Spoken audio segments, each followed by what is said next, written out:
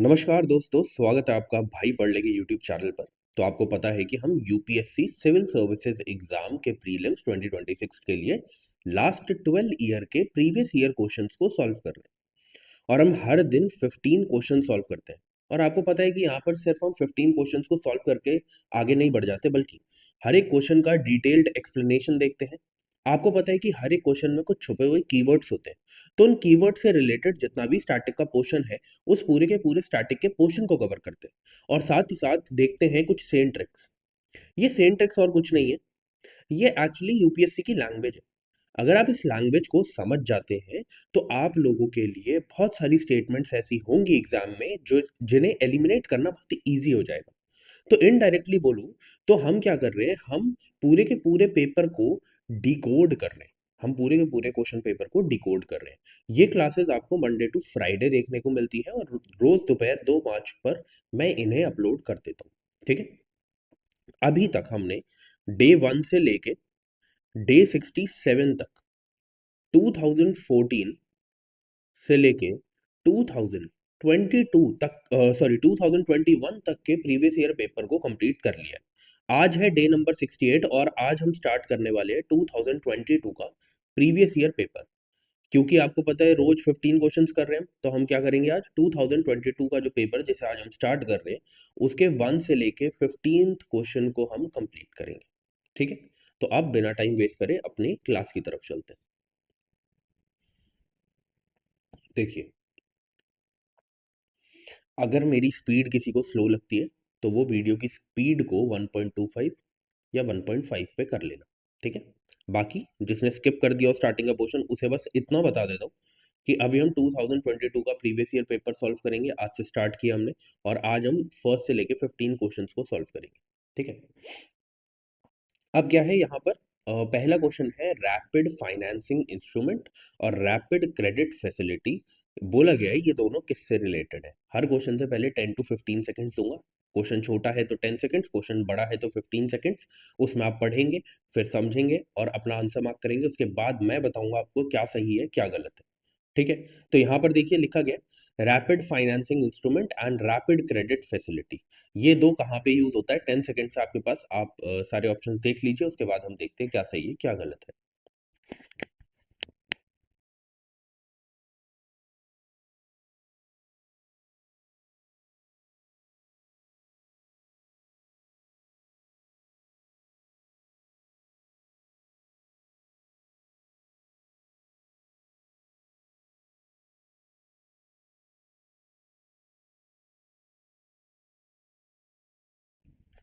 चलिए,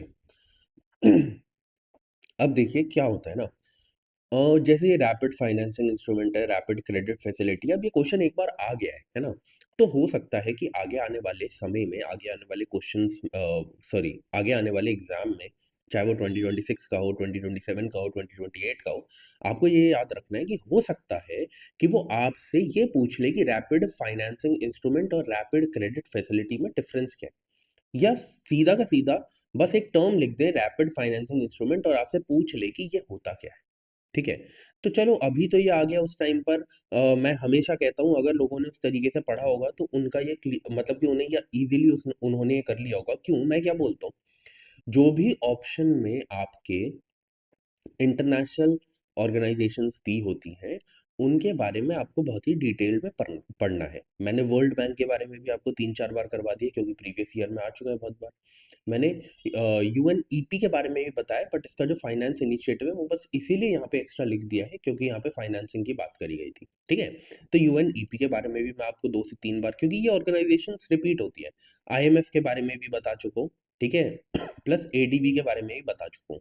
मैं आपके लिए यहाँ पे चीज़ें ईज़ी कर रहा हूँ। मैं आपको बताता हूँ आपको करना क्या है। आप जब भी किसी के भी बारे में पढ़ते हैं, ऑर्गेनाइज़ेशन के बारे में, आपको सिर्फ़ 5 चीज़ें ध्यान में रखनी होती है। सबसे पहले कि क्या ऑर्गेनाइज़ेशन है, क्यों इसे स्थापित किया गया था, what was the reason behind it, है ना? तो सबसे पहले आपको देखना है क्या इसलिए किया गया, कोई वर्ल्ड क्राइसिस हुआ था या कोई कुछ भी हो, है ना? हर एक ऑर्गेनाइज़ेशन को बनाने के पीछे का रीज़न अलग होता है। तो आपको पता होना चाहिए कि रीज़न क्या था। ठीक है, रीजन के साथ जैसे ही रीजन पता चला, आपको ईयर भी पता चल जाएगा, है ना? क्योंकि उस रीजन जो होगा किसी ना किसी ईयर में हुआ होगा। उसके बाद आपको पता होना चाहिए ऑब्जेक्टिव या फिर एम क्या है उस ऑर्गेनाइजेशन का। फिर उसके बाद आपको देखनी होती है वो जो मतलब कि पर्टिकुलर ऑर्गेनाइजेशन है उसकी रिपोर्ट्स, ठीक है, उसकी रिपोर्ट्स आपको पता होनी चाहिए, एंड साथ में कि अगर वो फाइनेंस प्रोवाइड करने वाली कोई भी एक ऑर्गेनाइजेशन है तो क्या तरीके हैं जिससे वो फाइनेंस प्रोवाइड करती है, किससे करती है, क्या वो डेवलपिंग कंट्रीज को कर रही है या फिर डेवलप्ड कंट्रीज को कर रही है या फिर दोनों को कर रही है, ये पता होना चाहिए, ठीक है। उसके बाद आपको पता होना चाहिए कि जो इंडिया है वो उसका मेंबर है या नहीं है, वो उसका मेंबर है या फिर नहीं है। और लास्ट चीज, उसका हेडक्वार्टर। अगर आपको ये सारी चीजें पर्टिकुलर ऑर्गेनाइजेशन के बारे में पता है तो आप काम पूरा कर चुके हो। जैसे ये आया फाइनेंसिंग क्रेडिट, ये एक्चुअली आईएमएफ का, और आईएमएफ और वर्ल्ड बैंक तो वैसे ही इतने इंपॉर्टेंट टॉपिक्स हैं, तो इनके बारे में तो आपको डिटेल में सब कुछ पता होना चाहिए, ठीक है। ये बार बार रिपीट होते हैं, इसके ऊपर क्वेश्चंस पूछे जाते हैं, तो मैं बस ये चाहता हूँ कि जैसे यहाँ पर आपको एडीबी दिखा, आईएमएफ दिखा, यूएनईपी दिखा, वर्ल्ड बैंक दिखा, इनके बारे में अब आपको सब कुछ पता होना चाहिए, ठीक है। मैं प्रीवियस ईयर में ये बहुत बार करवा चुका हूँ, ये बहुत बार करवा चुका हूँ, इसीलिए आज मैंने इन्हें ऐड नहीं किया है। बट आज मैंने क्या किया है, आप लोगों के लिए ये ऐड किया कि ये रैपिड फाइनेंसिंग इंस्ट्रूमेंट और रैपिड क्रेडिट फैसिलिटी है क्या, और इन दोनों के बीच में डिफरेंस क्या है, ठीक है। तो राइट आंसर तो इसका आईएमएफ है। अभी हम चलते हैं थोड़ा सा ये समझने के लिए कि ये है क्या। देखो, रैपिड फाइनेंसिंग इंस्ट्रूमेंट को हम आरएफआई बोलेंगे, रैपिड क्रेडिट फैसिलिटी को हम आरसीएफ बोलेंगे, ठीक है। ये क्या है, जो इंटरनेशनल मॉनेटरी फंड है, मींस आईएमएफ है, इनके लेंडिंग टूल्स है। मैंने क्या बोला आपको, मैंने जब आपको बताया 5 चीजें पता होनी चाहिए, उसमें मैंने आपको क्या बोला कि आपको ये भी पता होना चाहिए कि अगर ये फाइनेंस प्रोवाइड करते हैं तो कैसे करते हैं। अगर आपने इतना पढ़ा होता तो आपको ये पता होता कि आईएमएफ के दो तरीके हैं फाइनेंस प्रोवाइड करने के, एक है रैपिड फाइनेंसिंग इंस्ट्रूमेंट, एक है रैपिड क्रेडिट फैसिलिटी, ठीक है। इसके थ्रू वो क्या करता है, एक रैपिड और लो कंडीशनैलिटी फाइनेंशियल असिस्टेंस प्रोवाइड करता है टू मेंबर कंट्रीज। प्लीज इसे याद रखना, किसको करता है, सिर्फ उनको जो उसके मेंबर्स हैं, ठीक है, जिनको urgent balance of payment crisis देखने को मिल रहे हैं। बैलेंस ऑफ पेमेंट क्राइसिस का मतलब क्या है, जिनके मतलब कि जैसे हम कहते हैं कि इंपोर्ट और एक्सपोर्ट में एक बड़ा डिफरेंस बन गया है, ठीक है, जिसकी वजह से क्या देखने को मिल रहा है कि बैलेंस ऑफ क्राइसिस देखने को मिल रहा है। बहुत बड़ा टॉपिक है ना, पहले भी डिस्कस किया है, तो अभी बस जो समझ रहे हैं वो समझते हुए आगे चलते हैं। सच एज नेचुरल डिजास्टर्स और कॉमोडिटी शॉक्स, ठीक है।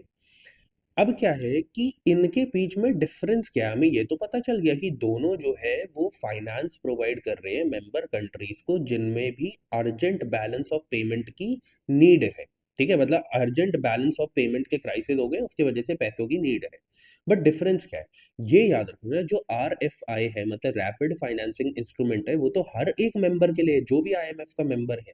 बट आरसीएफ जो है, रैपिड क्रेडिट फैसिलिटी, ये सिर्फ लो इनकम कंट्रीज के लिए है। तो मतलब आरएफआई सबके लिए, आरसीएफ सिर्फ लो इनकम कंट्रीज के लिए। ये मेन डिफरेंस है। अगर आगे आने वाले सालों में ये क्वेश्चन पूछा गया फिर से, तो डिफरेंस में तो पक्का पूछा जाएगा। तो कोई भी चीज अगर आ जाती है तो आपको उसके बारे में एटलीस्ट पता होना चाहिए कि ये कीवर्ड इन्होंने ऐड किया है, ये क्या है और क्यों आया, ठीक है।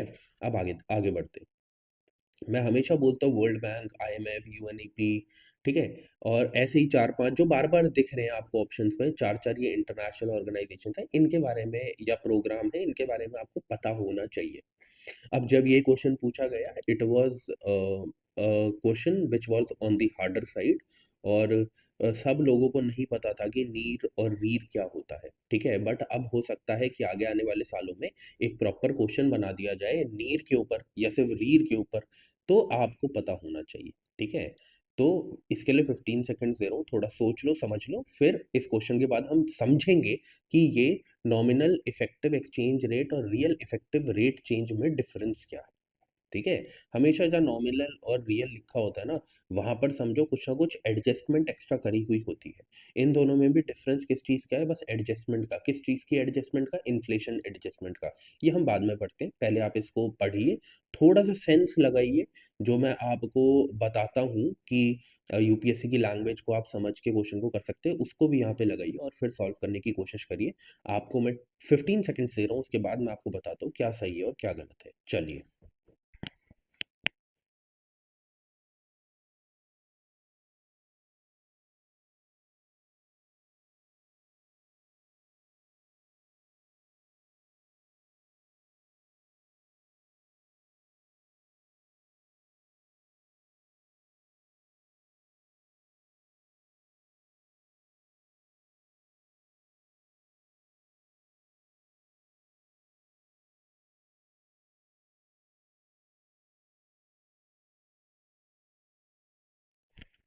चलिए, अब देखिए ज़रा पहले ना समझ लेते हैं क्या है, क्या नहीं है, ठीक है? अ, यहाँ पे देखिए ज़रा, यहाँ पे बोला गया है कि नीर क्या है? मतलब कि nominal effective exchange rate. Exchange rate से आप समझ पा रहे होंगे कि किसी चीज़ को एक्सचेंज किया जा रहा है और किसको किया जाता है, करेंसी को। किसके साथ? हमारी ट्रेडिंग पार्टनर्स के साथ। ठीक है? तो नॉमिनल इफेक्टिव का क्या मतलब है, वो अब हम पढ़ते हैं। देखो क्या है नीर? एक वेटेड एवरेज है हमारी खुद की कंट्री की, हमारी खुद की कंट्री की वैल्यू जो होगी, उसको हमने किसके सामने रखा? जब हमारे ट्रेडिंग पार्टनर्स हैं, लाइक कोई भी ट्रेडिंग पार्टनर ले लो, लाइक आप ले लो यूरोपियन यूनियन है, यूएसए ले लेते हैं, ठीक है? हमने अपनी करेंसी और यूएसए की करेंसी की जो वैल्यू है, उसको क्या किया? उसकी वेटेड एवरेज को कंपेयर किया, ठीक है? उसको हम क्या बोलते हैं? उसको हम बोलते हैं नीर। इसमें क्या अलग है रीर से? रीर भी यही है, बस रीर में इन्फ्लेशन को एडजस्ट किया जाता है। इन्फ्लेशन को एडजस्ट किया जाता है। बट नीर जो है उसमें इन्फ्लेशन एडजस्टेड नहीं होती है, ठीक है? इस बात को आप समझो। इसका मतलब क्या है कि अगर हमें इंक्रीज देखने को मतलब कि नीर में इंक्रीज देखने को मिलता है, यहाँ इसका मतलब है नीर में इंक्रीज देखने को मिलता है, मतलब कि जो रुपी है can normally normally buy more foreign currency. मतलब नीर बढ़ने का मतलब क्या है कि हमारी होम करेंसी की वैल्यू बढ़ रही है, और जब हमारी होम करेंसी की वैल्यू बढ़ेगी तो हम ज़्यादा फॉरेन करेंसी खरीद पाएंगे अपने रुपी से। ये मतलब है, ठीक है? मतलब कि क्या हो रहा है यहाँ पे? हमारे रुपये की वैल्यू बढ़ रही है, हमारे रुपये की वैल्यू बढ़ रही है। बस दिक्कत एक ही है यहाँ पे कि इधर ना इन्फ्लेशन को एडजस्ट नहीं किया जाता, ठीक है? अब जब हम बात करते हैं रीर की, रीर का मतलब क्या है? रीर का मतलब है रियल इफेक्टिव एक्सचेंज रेट। वहां पे बस नॉमिनल है, यहाँ पे रियल है, इतना डिफरेंस है। ये भी सेम चीज है कि जो हमारी वेटेड एवरेज है ऑफ करंट होम करेंसी जो है हमारी, मतलब कि जो जैसे रुपी मान लेते हैं इंडिया की, उसको हम चेक करते हैं in relation to an index of basket of major currencies. ठीक है? कि बाकी जो कंट्रीज हैं उनकी जो मेजर करेंसीज हैं उनसे कंपेयर करते हैं, ठीक है? उससे हम क्या करते हैं? उससे हम कंपेयर करते हैं, ठीक है? और देखते हैं हमारी होम करेंसी जो है उसकी वैल्यू उनके मुकाबले कैसा ग्लोबल लेवल पे वर्क कर रही है, ठीक है? बट इधर डिफरेंस सिर्फ एक है कि ये जो इन्फ्लेशन होता है उसे क्या करती है? उससे एडजस्टेड होती है। मतलब इसमें इन्फ्लेशन जो है वो एडजस्टेड है, और जो नीर है उसमें इन्फ्लेशन एडजस्टेड नहीं है। अगर हमारी कंट्री की मतलब कि हाँ रीर बढ़ता जा रहा है, मतलब हमारी जो करेंसी है उसकी वैल्यू बढ़ती जा रही है ना? तो इसका मतलब क्या है कि डोमेस्टिक एक्सपोर्ट्स जो है वो महंगे होते जाएंगे। आपको पता है ना, आपने मैंने आपको एक कॉन्सेप्ट बताया था डेप्रिसिएशन ऑफ रुपी का। आपको मैंने बताया था कि जब हम अपनी करेंसी की वैल्यू को खुद गिराते हैं तो उससे क्या होता है कि एक्सपोर्ट्स जो है सस्ते हो जाते हैं। अगर हमारी करेंसी की वैल्यू बढ़ रही है तो उससे क्या होगा? जो बाहर के लोग हमारी चीज़ खरीदना चाहते हैं उन्हें अब चीज़ें महंगी पड़ेगी, क्योंकि हमारी करेंसी की वैल्यू बढ़ गई है। तो इससे क्या होगा? इससे एक्सपोर्ट्स जो है वो कम होंगे, क्योंकि अब उनको हमारा सामान खरीदने के लिए ज़्यादा पैसे खर्च करने पड़ेंगे।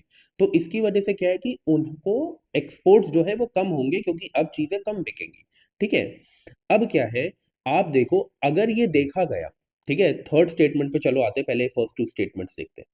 यहाँ पे दिया गया है कि अगर इंक्रीज हो रहा है नीर में तो वो इंडिकेट कर रहा है कि एप्रिसिएशन ऑफ रुपी हो रहा है। बिल्कुल, रुपी की वैल्यू बढ़ती है जब नीर या रीर बढ़ता है, ठीक है?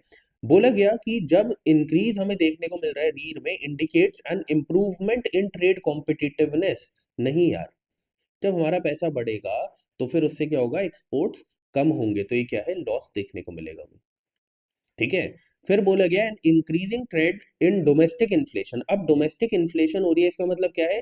नीड तो एडजस्टेड नहीं है इन्फ्लेशन से, तो इसका मतलब है कि अब नीर और रीर के बीच में क्या होगा? डिफरेंस बढ़ता जाएगा, है ना? Relative to inflation in other countries is likely to cause increase in the divergence of NEER and REER. बिल्कुल। क्यों? क्योंकि मैंने अभी बताया नीर जो है वो इन्फ्लेशन से एडजस्टेड नहीं है, और जब डोमेस्टिक इन्फ्लेशन जो है वो बढ़ता जा रहा है in comparison to the inflation in other countries, तो हमें क्या देखने को मिलेगा? कि नीर और रीर के बीच में डिफरेंस बढ़ता रहेगा। क्यों? क्योंकि इन्फ्लेशन बढ़ रहा है, और ये इन्फ्लेशन एडजस्टेड नहीं है। आई होप आपको ये बात समझ में आई होगी। तो इसमें जो आंसर आपका करेक्ट होगा वो होगा 1 और 3, ठीक है? अब जरा इधर आओ, फिर से एक और चीज देख लेते हैं। सेकंड स्टेटमेंट में अगर समझ में ना आया हो तो यहाँ पे लिखा भी है, an increase in the REER indicate loss not an improvement in trade competitiveness. क्यों? जितना हाइयर रीर होगा उतनी हमारी करेंसी की वैल्यू बढ़ेगी। Makes domestic export more expensive and imports cheaper, thus reducing the competitiveness in international market. हमारी competitiveness कब बढ़ेगी? या तो हमारी क्वालिटी बहुत ही बेहतरीन हो, या तो हमारा प्रोडक्ट सस्ता हो। ठीक है, आई होप इतनी बात आपको समझ में आई होगी। इतना ही इसमें एक्सप्लेन करने के लिए था। बट अब मैं इतना कहूंगा कि प्लीज इन दोनों कॉन्सेप्ट को अच्छे से पढ़ लेना, आगे आने वाले सालों में आपको फिर से देखने को मिल जाएगा। ठीक है, आगे बढ़ते हैं।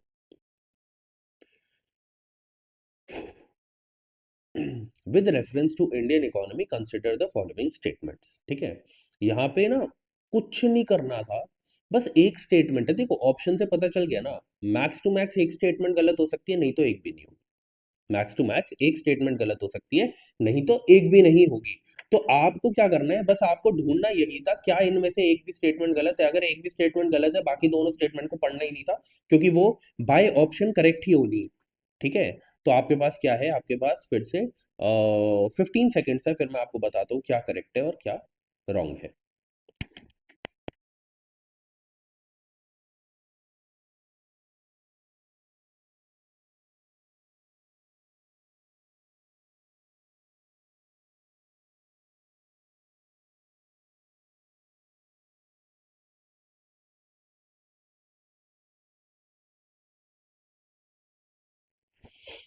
चलिए, अब इधर देखिए, यहाँ पे लिखा है if the inflation is too high, Reserve Bank of India is likely to buy government securities. अब मुझे एक बात बताओ, इन्फ्लेशन हाई होने का मतलब क्या है? कि लोगों की जेब में जो पैसा है वो भर भर के है, लोगों की जेब में जो पैसा है वो भर भर के है।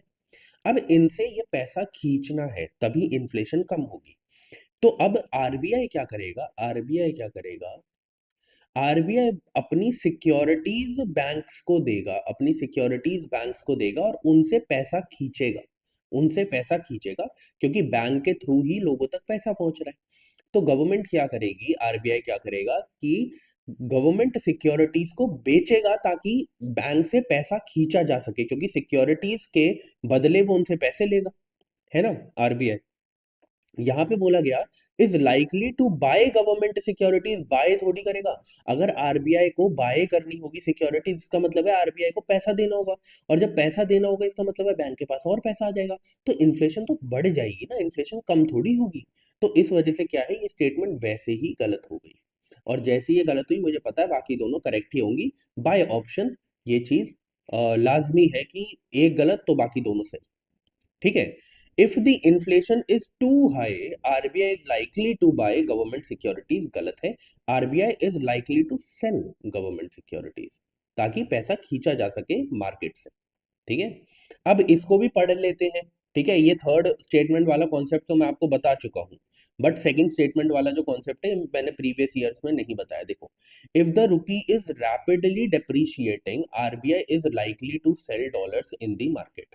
रैपिडली डेप्रिशिएट हो रही है, इसका मतलब क्या है कि इजीली जो है अवेलेबल है। ठीक है, तो अब आपको मैंने एक चीज प्रीवियस ईयर में बताई थी, जब ये ऐसा क्वेश्चन आया था, मैंने आपको बोला था कि जब भी हमारी करेंसी की वैल्यू डेप्रिसिएट होती है, तो आरबीआई क्या करता है, एकदम से दूसरी जो करेंसी है, जो फॉरेन करेंसी है, उनको मार्केट में ज्यादा उपलब्ध उपलब्ध करवाता है। ठीक है, ताकि क्या करता है कि मार्केट में ज्यादा उपलब्ध करवाता है। जब भी क्या करता है कि हमारी वैल्यू जो है रुपी की बढ़ रही है, ये रुपी है फॉरेन करेंसी। ठीक है, ये रुपी है, ये है फॉरेन करेंसी। मैं एक सिंपल सा बता रहा हूँ, देखो, एक चीज कम हो रही है, दूसरी चीज बढ़ेगी। एक चीज बढ़ रही है, दूसरी चीज कम होगी, यही होता है। तो क्या होता है कि अगर रुपए की वैल्यू बढ़ती है, तो जो आरबीआई है वो फॉरेन करेंसी को बेचना शुरू कर देता है। ठीक है, ताकि हमारी जो करेंसी है उसकी वैल्यू बनाई जा सके। ऐसा ना हो कि हमारी वैल्यू गिरती ही जाए और हमारे जेब में फॉरेन करेंसी पड़ी रह जाए। जब भी फॉरेन करेंसी हम मार्केट में डालना शुरू करते हैं, तो उससे हमारी करेंसी की जो वैल्यू है, हमारी होम करेंसी की वैल्यू जो है, वो अपने आप बढ़ने लगती है। ठीक है, ये बात आपको याद रखनी है। ऐसे ही जब हमारी करेंसी की वैल्यू जो है वो एप्रिशिएट करेगी, मतलब बढ़ती चली जाएगी, तो गवर्नमेंट क्या करेगी, जब हमारी करेंसी की वैल्यू बढ़ रही है, तो हम क्या करेंगे, ज्यादा से ज्यादा डॉलर्स को बाय करना शुरू कर देंगे, सिंपल। ठीक है, तो इस टाइम पे क्या होता है कि गवर्नमेंट सेल कम करती है और बाय ज्यादा करती है। गवर्नमेंट क्या करती है, फॉरेन करेंसीज को सेल कम करती है और बाय ज़्यादा करती है, प्लीज़ इसको याद रखना।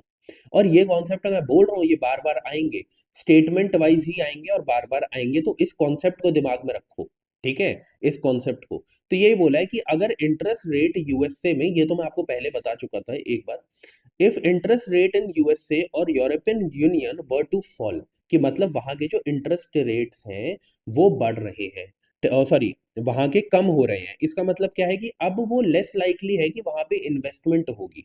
क्यों? इंटरेस्ट रेट कम हो रहे हैं, तो मैं वहाँ पे पैसा क्यों दूँगा, है ना? ऐसा हो रहा है, मतलब मैं मार्केट की बात कर रहा हूँ, ठीक है?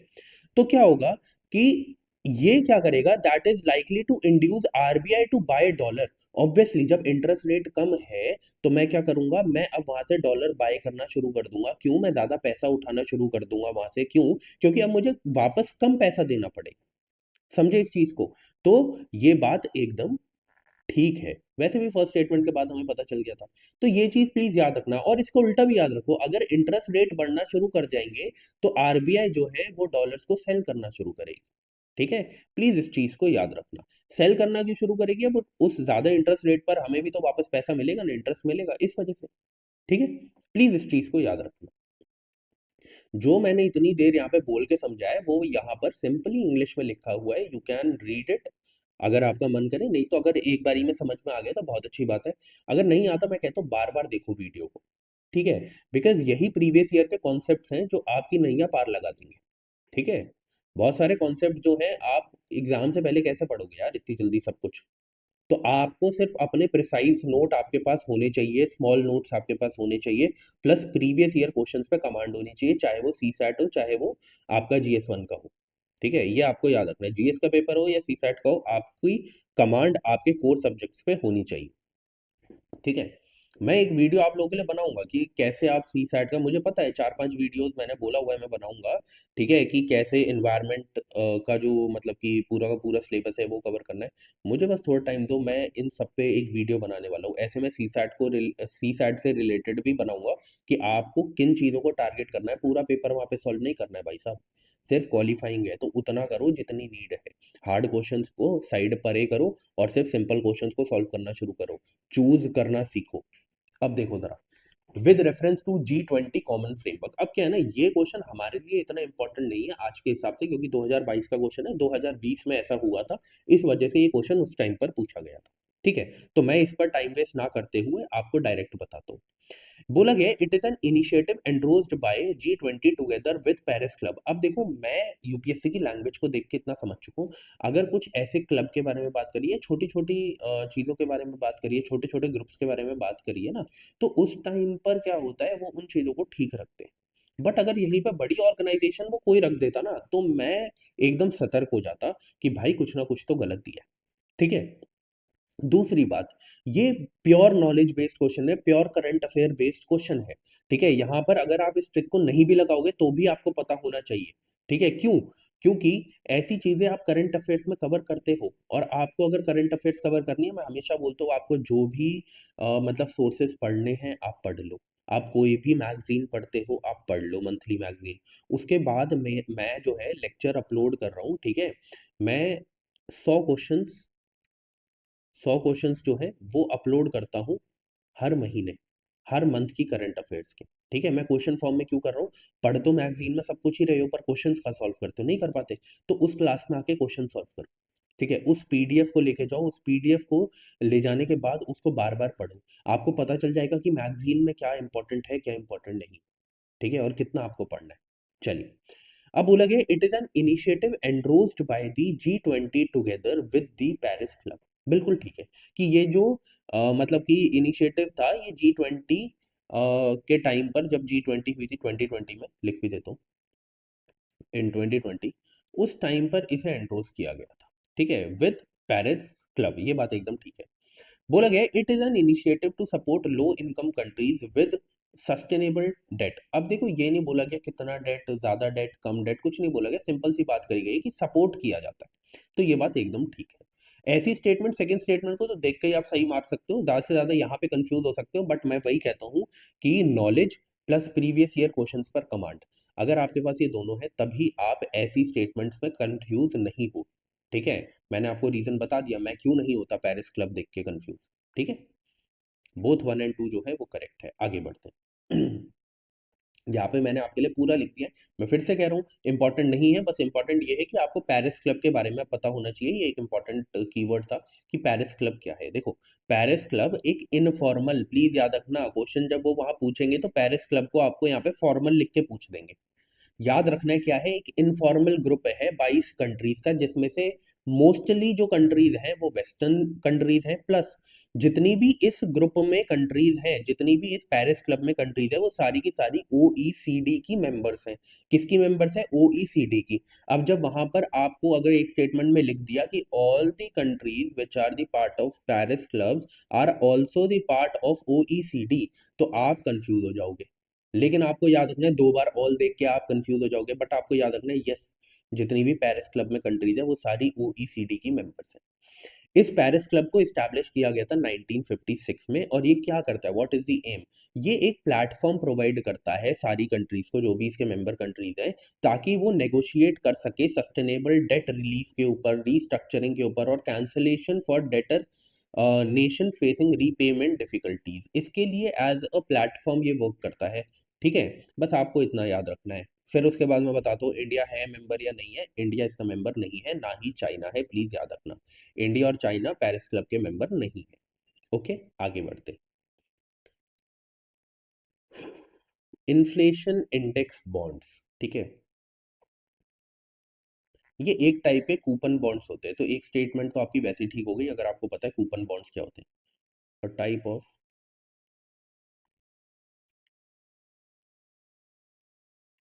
कूपन बॉन्ड्स, ठीक है।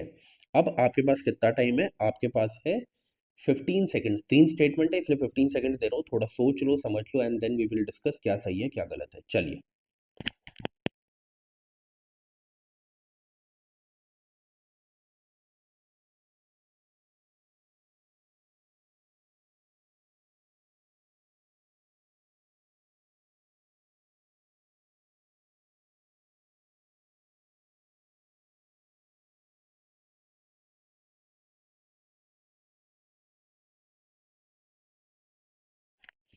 चलिए, देखो, इन्फ्लेशन इंडेक्स बॉन्ड्स का सिंपल सा मतलब है वो सारे बॉन्ड्स जो कि इन्फ्लेशन एडजस्टेड है, मतलब कि अगर इन्फ्लेशन कितनी भी बढ़े कम हो, उससे बॉन्ड की वैल्यू पे कोई फर्क नहीं पड़ेगा। इसका मतलब होता है इन्फ्लेशन इंडेक्स बॉन्ड्स, जिसे आईआईबीज भी बोला जाता है। ठीक है। अब क्या है, बोला गया है कि government can reduce the coupon rates on its borrowing by the way of IIBs. अब क्या है कि देखो कितनी सिंपल स्टेटमेंट है। मैं बोलता हूँ आपको नहीं पता, आपने ये इकोनॉमिक्स में नहीं पढ़ा, वैसे तो मैं आपको बोलता हूँ हर चीज आपकी पढ़ी हुई होनी चाहिए, बट आपने मान लो नहीं पढ़ा। ठीक है, तो क्या है कि गवर्नमेंट कैन रिड्यूस, चलो एक मुझे ऐसा वर्ड दिखा जो कि पॉसिबिलिटी बता रहा है, पर मैं हमेशा बोलता हूँ इस वर्ड को देख के कभी पूरी स्टेटमेंट को सही मत मानना। आप पूरी स्टेटमेंट को पता करो कि क्या पूरी स्टेटमेंट में इस पॉसिबिलिटी को जाहिर किया जा रहा है या नहीं किया जा रहा है। तो देखो, government can reduce the coupon rates of on its borrowing by the way of IIBs. चलो, आपको नहीं पता था, इसको मैं इस तरीके से करके आगे बढ़ता हूँ। ठीक है। IIBs provide protection to the investors from uncertainty regarding inflation. मैंने बोला कि आईआईबीज एक ऐसे टाइप के बॉन्ड्स हैं जिसमें इन्फ्लेशन एडजस्टेड होती है। तो ऑब्वियसली वो क्या करेगा, वो इन्वेस्टर को बचाएगा। किससे बचाएगा? वो इन्फ्लेशन से बचाएगा। ठीक है, तो बात एकदम ठीक है। मुझे पता है जहां टू नहीं आएगा उसको तो मैं वैसे ही काट दूंगा। ठीक है। The interest received as well as capital, जब मुझे ये दिखा ना, तो मुझे लगा कुछ ना कुछ तो झोल हो सकता है। चलो कोई बात नहीं, देखते हैं अभी। The interest rate received as well as the capital gains on the IIBs are not taxable. भाई ऐसा गवर्नमेंट क्यों करेगी, मुझे बता दो। जब वो चीज इन्फ्लेशन से एडजस्टेड है, सिक्योर है, ऐसे बॉन्ड्स है जिसपे इन्फ्लेशन तक का कोई असर नहीं पड़ रहा, एक सिक्योर बॉन्ड है, तो फिर उस पे इंटरेस्ट पे और कैपिटल गेन पे टैक्स क्यों नहीं होगा? वो टैक्सेबल क्यों नहीं होगी? बिल्कुल होती है। उसके कैपिटल भी और उसका इंटरेस्ट दोनों टैक्सेबल होता है। ठीक है? तो ये बात क्या हो गई गलत। अब मैंने क्या पहली स्टेटमेंट आपको नहीं भी पता, वैसे तो इतनी सिंपल स्टेटमेंट थी, पता होना चाहिए था कि यूपीएससी की लैंग्वेज ये कहती है कि अगर कोई चीज़ बिल्कुल सिंपल दी गई है, उसमें कुछ भी extra words, extra concept add नहीं किया गया है, तो वो करेक्ट होती है। मैं होता पहले ही देख के करेक्ट मारता, क्यों मारता ये करेक्ट? क्योंकि मुझे पता था बहुत सिंपल स्टेटमेंट है। झोल हमें दिख गया कि कहाँ पर है, ठीक है? अब उसके बाद क्या है, बाकी नॉलेज से और थोड़ा-सा झोल तो समझ आ ही गया था, एज़ वेल एज़ लिखा था, तो समझ आ गया था कि कुछ ना कुछ तो अगर एक्स्ट्रा चीज़ बता रहे हैं, तो कुछ ना कुछ गलती हो सकती है। बट उस कुछ ना कुछ गलती को पूरी तरीके से 100% सही समझने के लिए नॉलेज होनी चाहिए। ठीक है? तो थर्ड गलत हो गया, थर्ड गलत तो 1 और 2 करेक्ट हो गया। तो बिल्कुल गवर्नमेंट अपने कूपन रेट्स को क्या है वो कम करती है on its borrowing by the way of IIBs, ये बात एकदम ठीक है। अब अगर किसी को कन्फ्यूजन हो रहा है कूपन बॉन्ड्स क्या होते हैं, तो मैं आपको बता देता हूँ। क्या होता है कि अगर मान लो कि एक कूपन है जिस पे ₹100 लिखा हुआ है, ₹100 लिखा हुआ है कि ये जो कूपन है ये ₹100 का। पर आप जब खरीदने जाओगे उसे तो वो आपको ₹90 का मिलेगा। वो आपको ₹90 का मिलेगा। अब वो जब ₹90 का आपको मिला है, जब आप उसे बेचने जा रहे हो तो आप ₹100 का बेचोगे। मतलब कि आपको उसकी सेल पर क्या मिल रहा है? प्रॉफ़िट मिल रहा है ₹10 का। तो इसमें ऐसा नहीं है कि इंटरेस्ट मिल रहा है, नहीं। इसमें क्या होता है कि जो इसकी फेस वैल्यू है, जो ये कूपन है, इसकी जो फेस वैल्यू है, उससे डिस्काउंटेड रेट पर आप इसे खरीदते हो और जब आप बेचते हो तो इसकी फेस वैल्यू पे बेचते हो। तो आपको इस तरीके से जिस भी बॉन्ड पे प्रॉफिट हो रहा है उनको कूपन बॉन्ड्स बोलते हैं, ठीक है? इसमें आपको इंटरेस्ट नहीं मिलता, इस पे आपको फेस वैल्यू पे डिस्काउंटेड रेट्स पे आप खरीदते हो और फेस वैल्यू पे बेचते हो, ये बात आप याद रखना, ठीक है? अब जितनी चीज़ें मैंने यहाँ पे समझाई हैं, वो सारी चीज़ें मैंने यहाँ पे लिखी हैं। मेरा काम क्या है? मेरा काम इतना है कि आप लोगों तक सिर्फ़ उतना पहुँचाऊँ जितना ज़रूरी है और आपको फालतू की जगह उलझा के ना रखूँ, ठीक है? तो पहली दोनों जगह जो मैंने आपको बताया वो मैंने यहाँ पे लिख दिया है, ठीक है? और उसके बाद जो आईआईबीज़ है ना, आईआईबीज़ जो है इन्फ्लेशन इंडेक्स्ड बॉन्ड्स जो हैं उनके बारे में मैंने यहाँ पे लिखा है क्या होते हैं, क्या नहीं होते हैं। तो हम थोड़ा-सा इनके बारे में पढ़ लेते हैं, इम्पोर्टेंट है।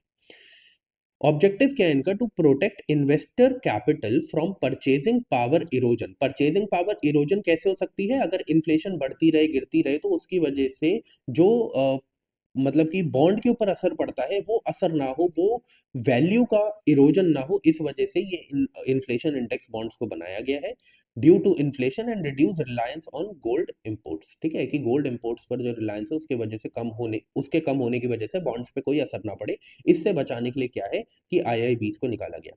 अब वही बात जो थर्ड स्टेटमेंट में लिखी थी, वो गलत लिखी थी क्योंकि प्रिंसिपल हो या इंटरेस्ट पेमेंट्स हो, दोनों एडजस्टेड होते हैं इन्फ्लेशन के और दोनों टैक्सेबल होते हैं। दोनों क्या होते हैं? दोनों टैक्सेबल होते हैं, ठीक है? इनिशियली इन आईआईबीज़ को डब्ल्यूपीआई से लिंक किया गया था। अब मैं बता रहा हूँ, अगली बार अगर आईआईबी आता है ना, तो यही कॉन्सेप्ट पूछा जाएगा कि आईआईबीज़ को लिंक किससे किया जाता है। आपको याद रखना है कि पहले तो डब्ल्यूपीआई से किया जाता था, अब क्या है सीपीआई से किया जाता है। ये होलसेल प्राइस इंडेक्स है, ये सीपीआई क्या है? कंज्यूमर प्राइस इंडेक्स, ठीक है? इसके बाद क्या है? उसके बाद आईआईबीज़ प्रोवाइड कैपिटल प्रोटेक्शन, ठीक है? The higher the adjusted principal और the face value is paid. मैंने आपको बोला कूपन बॉन्ड्स है, तो कूपन बॉन्ड्स में ऑब्वियसली क्या होता है कि एडजस्टेड प्रिंसिपल होता है या फिर फेस वैल्यू पे आपको मतलब कि पैसा दिया जाता है। वो जो मैंने कॉन्सेप्ट बताया वही इंग्लिश में लिखा हुआ है। यहाँ पे क्या है कि चाहे वो इंस्टीट्यूशनल इन्वेस्टर हो, चाहे वो रिटेल इन्वेस्टर हो, दोनों ही आईआईबीज़ को खरीद सकते हैं। बट ये बोला जाता है कि आईआईबीज़ जो है वो इंस्टीट्यूशनल इन्वेस्टर्स को 80% एलोकेट होना चाहिए और जो ये है वो 20% एलोकेशन किसको? रिटेल इन्वेस्टर को होना चाहिए। मैं बोल रहा हूँ बहुत ही किस में पढ़ना है आपको? डीप में पढ़ना है क्योंकि एक बार कॉन्सेप्ट आ गया है। बाकी चीज़ें इतनी इंपॉर्टेंट नहीं है बट आप पढ़ सकते हैं। ठीक है? आगे चलते हैं। अब देखिए ज़रा, with reference to foreign owned e-commerce firm, ये देखो उस टाइम पर ना कुछ चेंजेस करे गए थे रूल्स में, कुछ चेंजेस करे गए थे रूल्स में। और जब रूल्स में चेंज होते हैं तो आपको पता होना चाहिए कि आपको क्वेश्चंस पूछे जाते हैं। और इसी के बेसिस पे मैंने भी बहुत सारे क्वेश्चंस आपके करंट अफेयर्स जो अक्टूबर नवंबर और दिसंबर की अभी करंट अफेयर्स चल रही है उसमें मैंने आपको क्या बताया, मैंने आपको बहुत सारे ऐसे क्वेश्चंस बताए हैं। जैसे अभी क्या है, डीजीसीए ने जो फ्लाइट आवर्स थे उनमें उनके रूल्स में जो चेंजेस करे हैं वो मैंने आपको करंट अफेयर्स में उसके ऊपर क्वेश्चन बना के दिया और फिर पूरा एक्सप्लेनेशन दिया है। तो इसलिए मैं कह रहा हूँ कि ऐसे रूल्स जब भी चेंज होंगे तो क्वेश्चन पूछा जाएगा। उस टाइम पर भी ये हुए थे, इसलिए क्वेश्चन पूछा गया था, इसलिए आपको टाइम नहीं दे रहा, डायरेक्ट बता रहा हूँ। हुआ क्या था, बोला गया था कि जो ये foreign owned e-commerce firms हैं, इनके बारे में बोला गया है, they can sell their own goods in addition to offering their platform as a marketplace. ऐसा नहीं है। आप एक बात बताओ, मैंने एक ई कॉमर्स फर्म खोली है, ठीक है, और मैंने एक वेबसाइट प्रोवाइड करी है जहां पर लोग आके क्या करेंगे, लोग आकर चीजों को बाय करेंगे, मान लो, ठीक है, और कुछ लोग आएंगे जो चीजों को आके सेल करेंगे। लेकिन अगर मैं कुछ प्रोडक्ट बना के इस पे सेलिंग करना शुरू कर दूं, तो क्या होगा, मैं तो बाकी जो मतलब मैं क्या करूंगा, मेरी ही कंपनी है, मैं तो चाहूंगा, मैं तो कोडिंग के थ्रू क्या करूंगा, अपने प्रोडक्ट्स को सबसे ऊपर लाके खड़ा करूंगा जब भी कोई चीज फाइंड होगी तो। समझे इस चीज को? और मुझे पता है लोग सबसे ज्यादा क्या खरीद रहे हैं, तो मैं वही बेचना शुरू कर दूंगा। ठीक है, तो ऐसा ना हो, ऐसा ना हो, इस वजह से रूल्स में ये आया कि कोई भी foreign owned e commerce company है वो अपने प्रोडक्ट को सेल नहीं कर सकती, वो अपने प्रोडक्ट को सेल नहीं कर सकती है। ठीक है, तो ये क्या हो गया, ये स्टेटमेंट गलत हो गई। बोला गया the degree to which they can own big sellers on their platform is limited. यार लिमिटेड नहीं है, जीरो है। मैंने क्या बोला, फिर ये तो लेवल प्लेइंग फील्ड रही नहीं ना। अगर वो क्या करे कि वो डायरेक्ट अपनी चीज को नहीं बेच रहे, बट वो क्या कर रहे हैं, वो बाकी कंपनी, शेल कंपनीज खोल रहे हैं और शेल कंपनीज के थ्रू यहाँ पर इन्वेस्टमेंट कर रहे हैं, और सबको पता है कि वो इन्हीं की कंपनीज है। तो उससे क्या होगा, उस वो तो इनडायरेक्टली वही काम कर रहे हैं जिसको गवर्नमेंट रोकना चाह रही है। वो तो अपने ही प्रोडक्ट सेल कर रहे हैं फिर, क्योंकि उन्हें, उनके पास सारा डेटा है, कौन सी चीज ज्यादा बिक रही है, ज्यादा नहीं बिक रही है। तो ये लेवल प्लेइंग फील्ड कहाँ पे हुई? ठीक है, तो इससे क्या है कि लोकल जो हमारे मतलब कि लोकल जो हमारा काम है वो खराब हो सकता है, लोकल इंडस्ट्रीज जो है वो खराब हो सकती है, क्योंकि वो जो है उस सामान को उस लेवल प्लेइंग फील्ड पे आके नहीं बेच पाएगी जिससे वो ई कॉमर्स कंपनीज बेच सकती है। ठीक है, तो इसीलिए the degree to which they can own, मतलब इन्हीं की बात करी गई है, big sellers is zero not limited. तो ये बात हो गई गलत। तो ये क्या हो गया, neither one nor two is correct. आगे बढ़ते,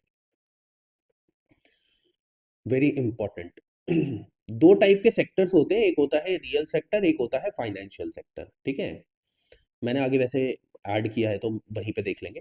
ठीक है, तो एक होता है रियल सेक्टर और एक होता है फाइनेंशियल सेक्टर। इसके ऊपर क्वेश्चन पूछा जा सकता है, अगर एक बार रियल सेक्टर के ऊपर पूछ लिए तो अगली बार फाइनेंशियल सेक्टर के ऊपर पूछ सकते हैं, है ना? तो आपके पास कितना टाइम है? 15 सेकेंड्स है, चार ऑप्शन है, पढ़ लो, उसके बाद मैं बताता हूँ क्या सही है और क्या गलत है। चलिए।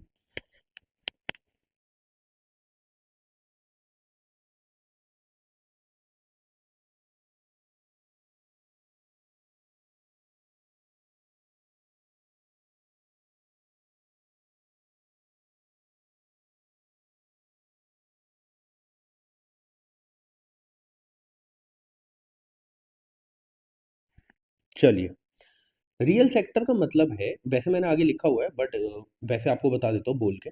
रियल सेक्टर का मतलब है कि आप उन चीज़ों की प्रोडक्शन कर रहे हो, जैसे कि गुड्स हो गई, सर्विसेज हो गई, ठीक है, जो कि आपको दिख रही है, टैंजिबल। ठीक है, तो उसको हम क्या कहते हैं, उसको हम कहते हैं रियल सेक्टर। ठीक है, बाकी अब देखो, जैसे थर्ड और फोर्थ ऑप्शन ऑप्शन है, यहाँ पर किसकी बात करी जा रही है कि जो कमर्शियल बैंक है वो लेंड कर रहा है मनी किसको, एक ट्रेडिंग कंपनी को। ऐसे जो कॉर्पोरेट बॉडी है वो रुपी डोमिनेटेड बॉन्ड्स बना रही है, तो ये बॉन्ड्स हो गई, लेंडिंग एक्टिविटीज हो गई, ये रियल सेक्टर का काम नहीं है। ये किसका काम है? यह है फाइनेंशियल सेक्टर का। तो अगली बार हो सकता है कि आपसे क्वेश्चन फाइनेंशियल सेक्टर पे पूछ लिया जाए। ठीक है, फाइनेंशियल सेक्टर। ओके, और जैसे ये textile mills converting raw into fabric, ये क्या है? ये प्रोडक्शन हो रही है। फार्मर हार्वेस्टिंग देयर क्रॉप्स, ये प्रोडक्शन हो रही है। तो जब भी प्रोडक्शन देखने को मिलेगी आपको गुड्स एंड सर्विसेज की, तो वो क्या है, वो रियल सेक्टर है। रियल सेक्टर, ये आपको याद रखना है। ठीक है, तो वन एंड टू जो है वो करेक्ट है। जरा आप इधर आओ, आप इधर देखो कि रियल सेक्टर में मैंने लिखा है, हाँ देखो, प्रोडक्शन किया जाता है रियल सेक्टर में किस चीज का। ऐसे कर देता हूँ ये रियल सेक्टर के बारे में, जैसे टैंजिबल गुड्स एंड सर्विसेज का। ठीक है, जो कि डायरेक्टली कंट्रीब्यूट करे हमारी जीडीपी में। वहीं पर जो फाइनेंशियल सेक्टर है वो क्या करता है, वो फाइनेंस से रिलेशन रखता है, या फाइनेंशियल एक्टिविटीज हो गई उससे रिलेशन रखता है। तो वही लिखा गया है, deals with financial transactions, assets बनाए जा रहे हैं, फ्लो ऑफ मनी के बारे में बात हो रही है, और ये डायरेक्टली जो है फिजिकल गुड्स एंड सर्विसेज नहीं प्रोड्यूस करते हैं। ठीक है, तो ये डिफरेंस है रियल सेक्टर और फाइनेंशियल सेक्टर के बीच में। अब उसके एग्जाम्पल है, जैसे फार्मिंग हो गया, मैन्युफैक्चरिंग हो गया, कंस्ट्रक्शन हो गया, यहाँ पे कंस्ट्रक्शन भी लिख लो। कंस्ट्रक्शन हो गया, ठीक है? ये सारे रियल सेक्टर के पार्ट हैं। ऐसे ही बैंकिंग हो गई, मतलब लोन दिए जा रहे हैं, ठीक है? रीपे किए जा रहे हैं, बॉन्ड्स दिए जा रहे हैं, बॉन्ड्स इश्यू करे जा रहे हैं। ये सब किसका है? फाइनेंशियल सेक्टर का पार्ट है। तो आई होप आपको डिफरेंस समझ में आ गया होगा। आगे बढ़ते हैं। इनडायरेक्ट ट्रांसफर, उस टाइम पर क्या हुआ था कि रूल्स में चेंजेस करे गए थे, तो ये क्वेश्चन इनडायरेक्ट ट्रांसफर के ऊपर लिया गया, ठीक है? अब ये भी फिर मैं कह रहा हूँ करंट अफेयर्स का पार्ट है, you should know about it, ठीक है? You should know about it. तो इसमें ऐसा कुछ नहीं है कि आप पूरे पेपर में मतलब 100 के 100 क्वेश्चन में ट्रिक ढूंढते रहो, नहीं यार, मैं बोल रहा हूँ 30-40 में आप ट्रिक्स को यूज करोगे, लैंग्वेजेस को यूज करोगे जो यूपीएससी की लैंग्वेज है, बट हर किसी को आप नहीं कर सकते ऐसे, ठीक है? आपकी नॉलेज जो है वो आपका सुप्रीम वेपन होना चाहिए, ठीक है? वो नॉलेज कैसे गेन करनी है, मैं बार बार एक क्लास में एक ही बात बोलता हूँ, कोर सब्जेक्ट्स पे काम करो, कोर सब्जेक्ट्स, ठीक है? कोर सब्जेक्ट्स पे काम करो। कोर सब्जेक्ट्स में मेन आपके 4 ही सब्जेक्ट आ रहे हैं, वो कौन-कौन से हैं? सबसे पहले आप कवर करना शुरू करो ज्योग्राफी से, फिर इकोनॉमिक्स से, फिर पॉलिटी से, फिर हिस्ट्री से, ठीक है? इस तरीके से ही इनके सही होने की संभावनाएँ हैं। सबसे ज़्यादा संभावनाएँ हैं आप ज्योग्राफी के सारे क्वेश्चन ठीक कर दें, फिर संभावनाएँ हैं कि आप इकोनॉमिक्स के सारे क्वेश्चन ठीक करें, फिर उसके बाद पॉलिटी, फिर आती है हिस्ट्री। हिस्ट्री को पीछे क्यों रखा गया? क्योंकि हिस्ट्री में आती है एंशिएंट हिस्ट्री। आप देखो हिस्ट्री क्या है, बहुत वाइड है। हिस्ट्री को आप कितना ही पढ़ लो, बट अगर आपको कुछ घुमाना होगा कहीं पे, तो वो कहीं पे भी एक एक्स्ट्रा वर्ड ऐड करके घुमा सकते हैं। तो हिस्ट्री में भी आपको मेनली जो है टारगेट तीनों को ही करना है, टारगेट तीनों को ही करना है, बट सबसे पहले कवर करने की कोशिश करना मॉडर्न हिस्ट्री को, वो ईज़ी है। उसके बाद आना एंशिएंट हिस्ट्री पे, फिर आना मिडीवियल हिस्ट्री पे, ठीक है? उसके बाद आपके सब्जेक्ट्स जो बचते हैं जैसे एनवायरनमेंट हो गया। एनवायरनमेंट पे मैं एक पर्टिकुलरली वीडियो बनाऊँगा कि आपको कैसे कवर करना है, मिल जाएगी आपको 1-2 हफ्ते के अंदर, ठीक है? उसके बाद बचते हैं आईआर वगैरह। आईआर के मेन कॉन्सेप्ट जो है आप अपनी करंट अफेयर से कवर कर सकते हैं, ठीक है? मैं आपको वो करवाता ही हूँ वैसे भी, जब आपको क्वेश्चंस करवाता हूँ, तो उसमें आप वो कॉन्सेप्ट्स कवर कर सकते हैं। और वैसे भी जो ये एनवायरनमेंट हो गया, आईआर हो गया और बाकी जितने आपके सब्जेक्ट्स बचे हुए हैं, उनमें ट्रिक्स और ये जो सेम ट्रिक्स जो है ना, जिसकी मैं बात करता हूँ यूपीएससी की लैंग्वेज, इसे समझ के क्वेश्चंस हो जाते हैं। पर यहाँ पर मुश्किल होती है।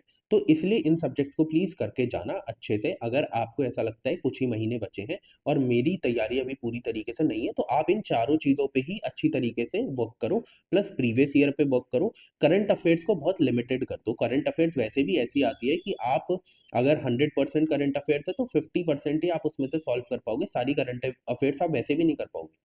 बट इनको सारा करने का आपके पास पूरा का पूरा मौका होगा। तो आप इन पे अपना टाइम इन्वेस्ट करो। करंट अफेयर्स पे सिर्फ़ और सिर्फ़ लिमिटेड करंट अफेयर्स करो, ठीक है? और प्लीज़ प्रीवियस ईयर क्वेश्चंस को सबसे ज़्यादा जो है जिसे हम कहते हैं कि इम्पोर्टेंस दो। अब ऐसे ही ये इनडायरेक्ट इन्वेस्टमेंट है जो उस टाइम पर पूछी गई थी। अब इसके बारे में हम देख लेते हैं, ठीक है? बोला गया an Indian company investing in foreign enterprise. अब देखो इनडायरेक्ट ट्रांसफर तो वो चीज़ हमें पता है कि बाहर की कोई कंट्री इंडिया में आके इनडायरेक्ट तरीके से पैसा बाहर भेज रही है, ऐसा कुछ होता है इनडायरेक्ट ट्रांसफर के बारे में। बट इंडियन कंपनी अगर इन्वेस्ट कर रही है फॉरेन एंटरप्राइज में एंड पे टैक्स कर रही है फॉरेन कंट्री को on profits arising out of investment, इसमें तो कुछ गलत ही नहीं है। इसे क्या बोलते हैं? इसे तो हम बोलते हैं आउट बॉन्ड। आउट बॉन्ड, अब इसके ऊपर क्वेश्चन ना पूछ लें आगे जाके, इसलिए आपको याद रखना है। इसको बोलते हैं out bound direct investment, direct investment, ठीक है? ये इसे हम क्या बोलते हैं? Outbound direct investment. हो सकता है अगली बार इनडायरेक्ट ट्रांसफर की जगह पूछ ले आउटबाउंड डायरेक्ट इन्वेस्टमेंट क्या होती है? बिकॉज़ यूपीएससी आपसे चाहता है कि आपके आँख, नाक, पैर सब खुले रहे, ठीक है? आँख, नाक, मुँह सब खुले रहे, नॉट पैर। फिर क्या होगा कि उससे क्या होगा, आपको पता चलेगा हर एक ऑप्शन में अगर कोई गलत ऑप्शन है, तो उसका राइट आंसर क्या है? ठीक है? ये वो चाहता है कि आपको पता हो। ऐसे यहाँ पे लिखा गया है a foreign company investing in India and paying tax to the country of its base on the profits arising out of its investment. हाँ, ये हो रहा है यहाँ पे ट्रांसफर, बट क्या ये इनडायरेक्ट ट्रांसफर है? नहीं। इसको हम क्या बोलते हैं? इसको हम बोलते हैं inbound direct investment. Inbound direct investment, DI लिख रहा हूँ, ठीक है? लेकिन इनडायरेक्ट ट्रांसफर का मतलब क्या होता है कि जब कोई फॉरेन कंपनी ट्रांसफर करती है अपने शेयर को and such shares derive their substantial value from assets located in India. मान लो एक कंपनी है जो एक फॉरेन कंपनी है, इंडिया में वर्क कर रही है, अब फॉरेन में, ये इंडिया की बात है, ये इंडिया की बात है। अब फॉरेन एक्चुअली तो ये बेस्ड कहाँ की है, फॉरेन की। अब वहां पर क्या होता है कि ये कंपनी जो है दूसरी कंपनी को ट्रांसफर कर दी जाती है, ये कंपनी जो है दूसरी कंपनी को ट्रांसफर कर दी जाती है। अब इंडिया में भी क्या हुआ, इंडिया में भी एक्चुअल में इसका क्या कर दिया गया, अब इसके जो ओनर्स है वो बदल चुके हैं। ठीक है। तो क्या है कि इसको हम इनडायरेक्ट ट्रांसफर बोलते हैं, जब foreign company transfer shares and such shares derive their substantial value from the assets located in India। ये एसेट कौन सा है जो इंडिया के अंदर है, ये वाला जो इन्होंने कंपनी खोली है। और ये अपने शेयर्स को ट्रांसफर कहाँ कर रहे हैं, अपनी ओन कंट्री में, जो कि क्या है, जहां पर ये क्या कर रहे हैं, अपनी इसको कंपनी को बेच रहे हैं। इसको क्या बोलते हैं, इसको इनडायरेक्ट ट्रांसफर बोलते हैं। ठीक है, इसको क्या बोलते हैं, इनडायरेक्ट ट्रांसफर बोल रहे हैं कि इन्होंने अपनी मेन कंपनी को किसी और को बेचा है, उनकी वजह से इसके जो एसेट है इंडिया में, उनके भी ओनर्स बदल गए हैं। समझे इस चीज को, इसको इनडायरेक्ट ट्रांसफर बोलते हैं। इन्होंने इस कंपनी को डायरेक्टली नहीं ट्रांसफर किया, इन्होंने खुद को ही दूसरी कंपनी को अपने शेयर्स दिए, उसकी वजह से इसके एसेट्स जो है वो भी चेंज हो रहे हैं, इसका जो ओनर है वो भी चेंज हो रहा है। ठीक है। तो ये होता है इनडायरेक्ट ट्रांसफर, ये आपको याद रखना है। ठीक है। तो अब इनबाउंड डीआई और आउटबाउंड डीआई भी आपको पता होना चाहिए। ठीक है, ये फर्जी स्टेटमेंट थी, इसमें कुछ भी नहीं था। आगे बढ़ते हैं। यहाँ पे मैंने लिख दिया जो मैंने आपको बताया ना, transfer of shares of a foreign company effectively result in the change of the ownership underlying assets located in India. और ये जो ट्रांजैक्शन होती है, जो शेयर बेचे जाते हैं, ये इंडिया के बाहर होते हैं। ठीक है। इसको मैंने जो समझाया है वही यहाँ पे लिखा हुआ है। आगे बढ़ते हैं। अब बोला गया है, with reference to expenditure made by an organisation और a company which of the following is correct. बोला गया है, एक्सपेंडिचर किया जा रहा है सबसे पहले तो, चलो ठीक है, सब कुछ यहाँ पे एक्सपेंडिचर से रिलेटेड है, एक्सपेंडिचर है, एक्सपेंडिचर है। ठीक है।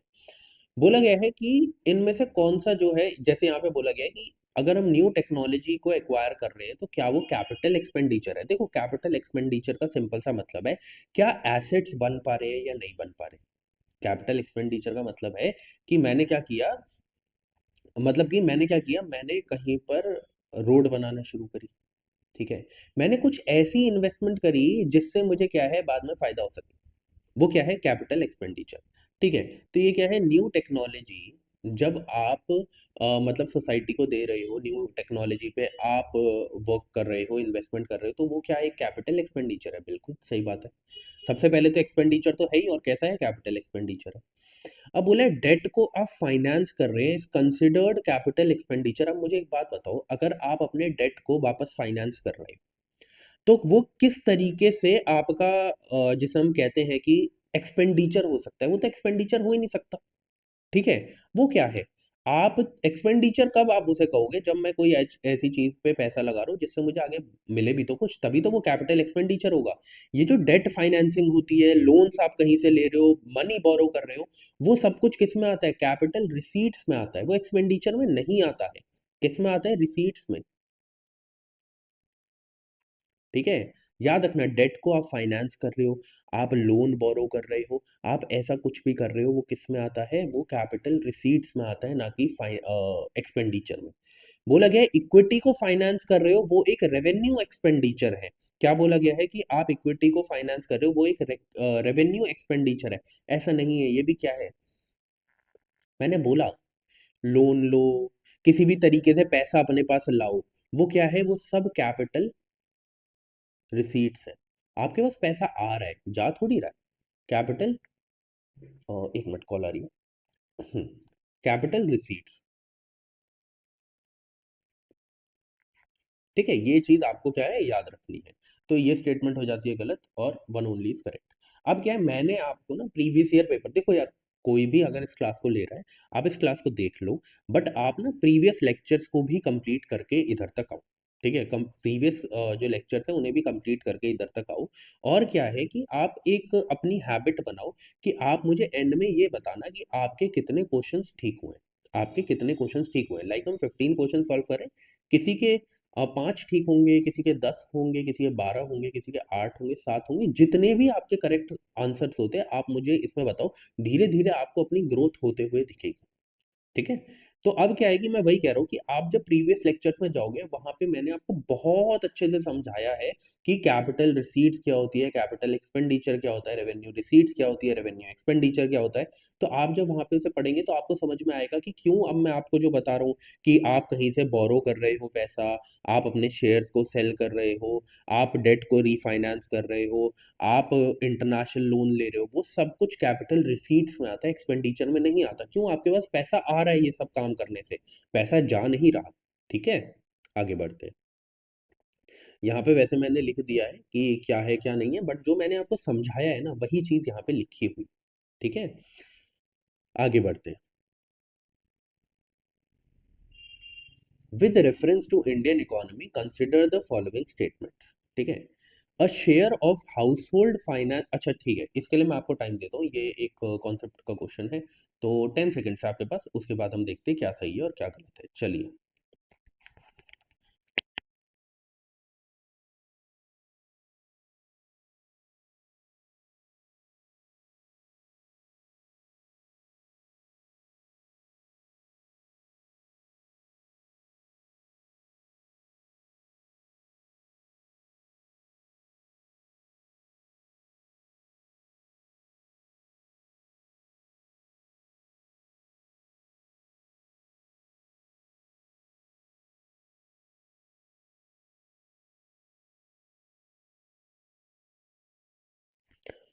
चलिए।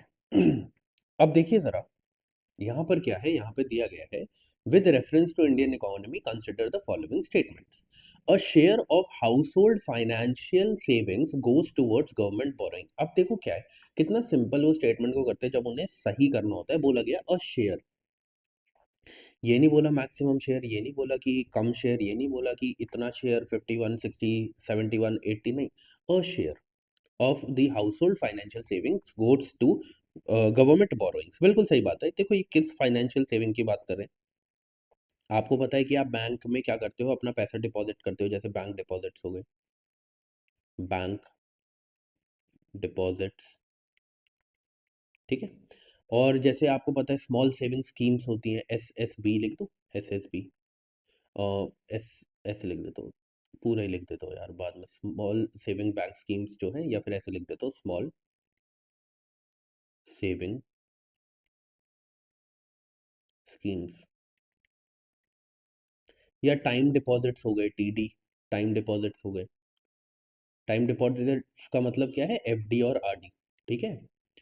ये सब क्या करते हैं, जो हाउस होल्ड की फाइनेंशियल सेविंग्स होती है वो इस तरीके से बैंक में डालते हैं। अब अगर वो बैंक के पास है तो बैंक के लिए वो क्या है, एक लाइबिलिटी है। वो क्या है, बैंक के लिए एक लाइबिलिटी है। ठीक है? तो इसे हम क्या कहते हैं, इसे हमने क्या कहा है कि ये गवर्नमेंट की बोरोइंग है, कि गवर्नमेंट इनडायरेक्टली हमसे पैसा ले रही है कहीं और इन्वेस्ट करने के लिए। क्योंकि जो आप पैसा डिपॉजिट करते हो बैंक्स में, वो क्या होता है, वो आगे जाकर उसका कुछ जो परसेंट पैसा है वो आगे जाके इन्वेस्ट किया जाता है। ठीक है? तो ये क्या है, ये गवर्नमेंट की बोरोइंग्स है। ये बात एकदम ठीक है। ठीक है? कि गवर्नमेंट के ऊपर ये लायबिलिटी होती है कि हमारा पैसा उनके पास है। तो ये बात एकदम करेक्ट है। डेटेड सिक्योरिटीज, डेटेड सिक्योरिटीज का मतलब क्या होता है, long term securities, long term securities issued at market related rates in auctions from a large component of internal debt।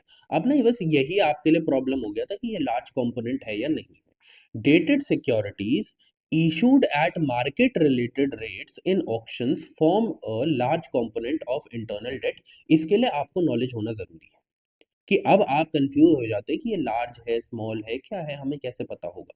ठीक है? बट अगर आपको थोड़ा सा भी आप चीज़ों को पढ़ते तो आपको पता होता, थोड़ी नॉलेज की ही ज़रूरत है यहाँ पे, कि ये दोनों एकदम ठीक है।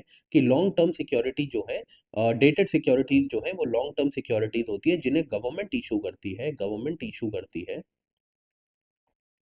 ठीक है? और इससे क्या होता है, इससे फंड्स को रेज किया जाता है, रेज फंड्स। और क्या है कि ये एक लार्ज कंपोनेंट है इंटरनल डेट का, ये बात एकदम करेक्ट है। ठीक है? ये बात आपको याद रखनी है। इंटरनल डेट यार वैसे भी गवर्नमेंट का कहाँ से ही होगा, हमसे ही होगा ना, जो वो सिक्योरिटीज़ हमसे लेंगे, एक सिंपल सी बात है। एक्सटर्नल डेट होगा जो वो बाहर से लोन्स ले रहे हैं, सब कुछ ले रहे हैं। बट ये वही है, थोड़ा कॉमन सेंस वाली बात है कि इंटरनल डेट कहाँ से होगा? इन्हीं डेटेड सिक्योरिटीज़ से होगा, क्योंकि इन्हीं के थ्रू तो गवर्नमेंट पैसा ले रही है। समझे इस चीज़ को? आगे बढ़ते हैं।